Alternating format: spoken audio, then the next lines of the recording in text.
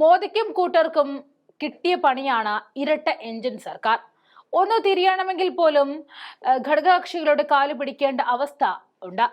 മോദിയുടെ ആ ഇരട്ട എഞ്ചിൻ സർക്കാർ അധികാരത്തിൽ കയറി 6 മാസം തികഞ്ഞിട്ടും സമ്പൂർണ്ണ പരാജയമാണെന്ന് തുറന്നു കാണുകയാണ്.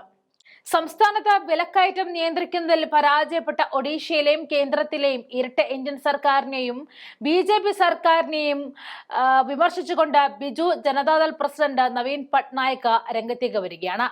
ജനങ്ങൾക്കുള്ള ഇരട്ട പ്രഹരമാണ് എന്ന് വിശേഷിപ്പിച്ചുകൊണ്ടാണ് മോദിയുടെ മുഖം മൂടി വലിച്ചു കീറുന്നത്. BJP സർക്കാർ വലിയ കാര്യങ്ങൾ സംസാരിക്കുന്നുണ്ട്, പക്ഷെ കാര്യമായൊന്നും ചെയ്യുന്നില്ല.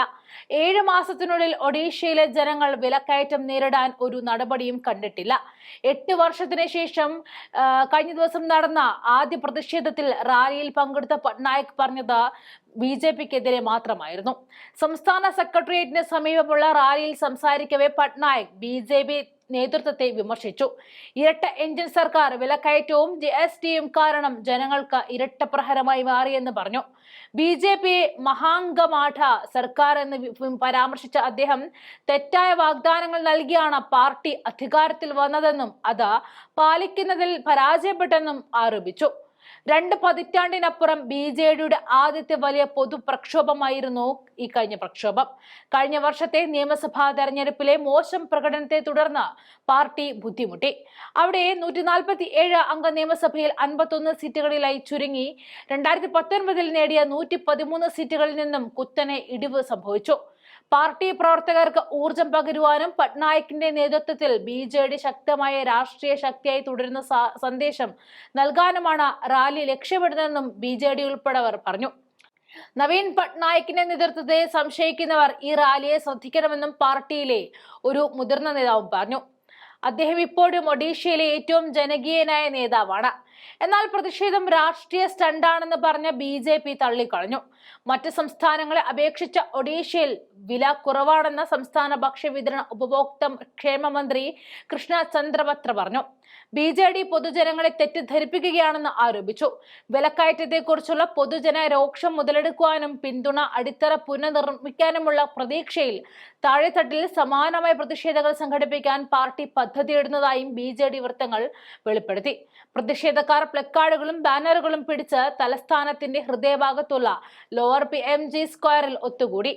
BJP ഭരണത്തിനെതിരെ മുദ്രാവാക്യം വിളിച്ചു. പാവപ്പെട്ടവരെയും ഇടത്തരക്കാരെയും ബുദ്ധിമുട്ടിക്കുന്ന ജീവിത ചെലവെന്ന് അവർ വിശേഷിപ്പിച്ചതിന് മോദി സർക്കാരിനെ കുറ്റപ്പെടുത്തി.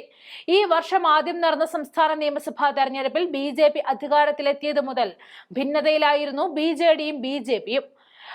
ഇവരുടെ രാഷ്ട്രീയ പോരാട്ടത്തിന്റെ ഏറ്റവും പുതിയ അധ്യായമാണ് ഭുവനേശ്വറിലെ പ്രതിഷേധം കാഴ്ചവെച്ചത്.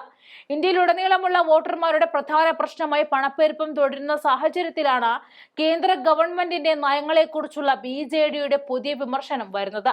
പ്രത്യേകിച്ച് ഒഡീഷയിൽ വർദ്ധിച്ചു വരുന്ന ഭക്ഷണത്തിന്റെയും ഇന്ധനത്തിന്റെയും വിലയിൽ നിരവധി കുടുംബങ്ങൾ ബുദ്ധിമുട്ടുന്നു. വമ്പൻ റാലിയായിരുന്നു കേന്ദ്രത്തിനെതിരെ അവർ സംഘടിപ്പിച്ചത്. ആ റാലിയുടെ വീഡിയോ ദൃശ്യങ്ങൾ കൂടി നമുക്ക് കാണാം.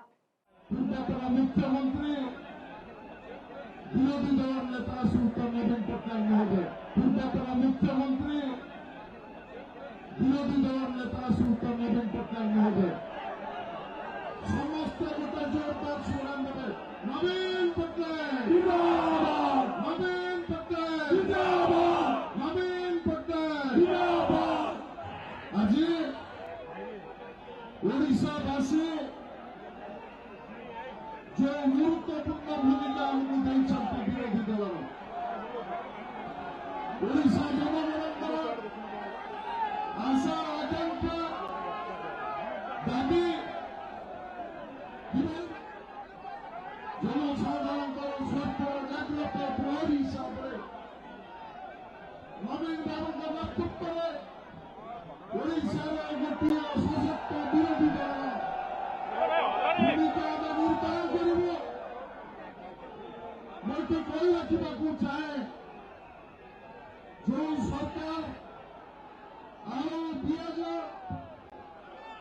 डाली तेल प्रत्येक क्षेत्र में आज महंगा बढ़ा आरंभ हो जो केंद्र सरकार निष्पत्ति करते अंतर्देशीय बजार औषधि तैल दर जो मूल्य वृद्धि घटना आम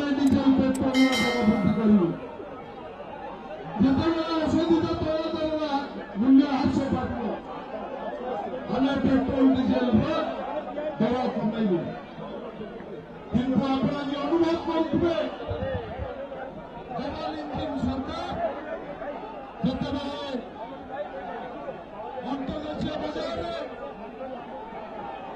ওষুধ